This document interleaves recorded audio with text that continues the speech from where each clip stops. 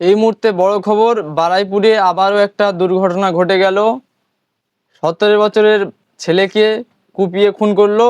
মুসলিম হোক আর হিন্দু হোক, ঠিক আছে, তাদেরকে কঠোর থেকে কঠোর শাস্তি দেওয়া হোক। কেউ বলছে মুসলিম, কেউ বলছে হিন্দু। তারা মুসলিম হোক আর হিন্দু হোক, যারা মেরেছে তারা মুসলিম হোক আর হিন্দু হোক, তাদেরকে কঠোর থেকে কঠোর শাস্তি দাও। খেলার উদ্দেশ্য করে কেন মারবে এক ছেলেকে? তো ভিডিওটা সবাই দেখো। যে ছেলেটা মারা গেছে, যাকে খুন করা হয়েছে, তার দিদি কি বলছে সবাই শোনো।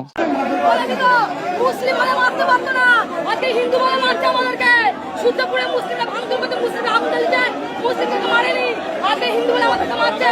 আবার মহিলা পুলিশ বলছে, দেখবি কি মারবো দেখবি। আমার ভাই, এই যে আমার ভাই 16 বছর বয়স, আমার ভাই 16 বছর বয়স, আমার ভাই